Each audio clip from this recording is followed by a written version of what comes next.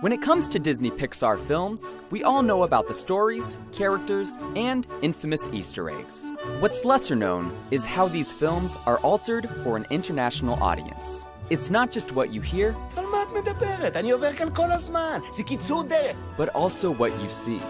Here is our look at some of the most interesting examples of Pixar adapting their films for an international audience. Let's start off with something as iconic as a film's title design. Toy Story 3, for example. Simply seeing this image probably sparks a nostalgic response for most of you. However, that image might not feel the same for someone in Russia who was accustomed to this version of Toy Story 3's title art.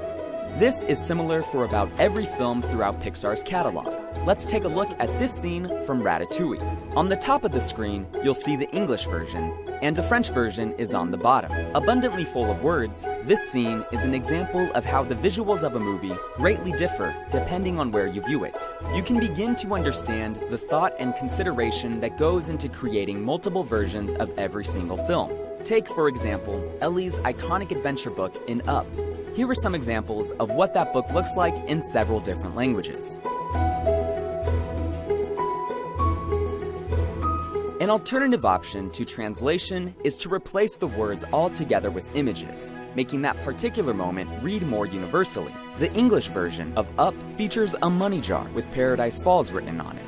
The international version, however, has an image of Paradise Falls instead. Rather than translating Paradise Falls into several languages, the image automatically makes it comprehensible on a global scale.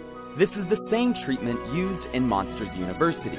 Rather than translating the scare games, animators replaced it with Greek letters. The same applies to Randall's Cupcakes. Faces are drawn on the cupcakes for the international version.